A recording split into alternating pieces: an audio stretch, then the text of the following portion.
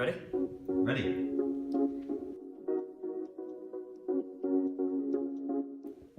So as we come to the end of Succot, I thought it would be an interesting thing to talk about the relationship between Bar Kochba and Succot. So first off, let's understand the history of Bar Kochba, the history of the Roman destruction of Jerusalem. In 66 to 73, the Jews that were living in Judea at the time rebelled against the Romans. This wasn't the most successful thing and resulted in the destruction of the temple in 70 AD.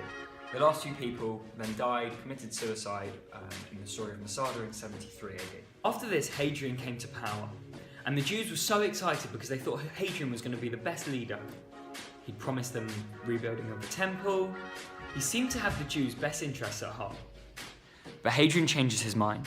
After a few years, he started to build on top of where the temple once stood and started to get rid of mitzvahs such as Brit Milah. Of course, the Jews weren't happy about this and they rebelled. This rebellion was led by Bar Kochba, who managed in 132 AD to defeat the Romans, having their own land in the land of Judea. In 136, the Romans came back and defeated the Jews.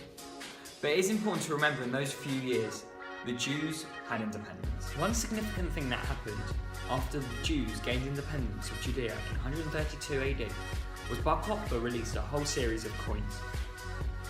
Now the reason that these coins are so significant is on all of them they had different pictures, from pictures of the temple to pictures of a jug of oil to anoint the high priests. But every single coin had a lulav on it.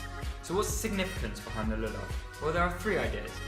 One of them is the rebuilding of the temple. One of them is to do with the Messianic age. For me, the idea that most stands out is that the lulav is a symbol of victory. If we look back in history, many a time, the Jews have shaken a lulav or shaken branches to symbolise a victory. When the Maccabees defeated the Greeks, they too left the temple, shaking leaves and trees. So now if we bring this back to nowadays, why do we shake a lulav on Sukkot? There's the idea that Rosh Hashanah we are judged. As we go through to Yom Kippur, our judgment, our fate is then sealed. But then a few days later we decide to shake the lulav. And the fact we shake the lulav symbolises the fact that we are victorious and we have been judged favourably. Let's relate this back to Israel. Shake the lulav freely in Israel because we have independence. No, still filming, you're such a melt.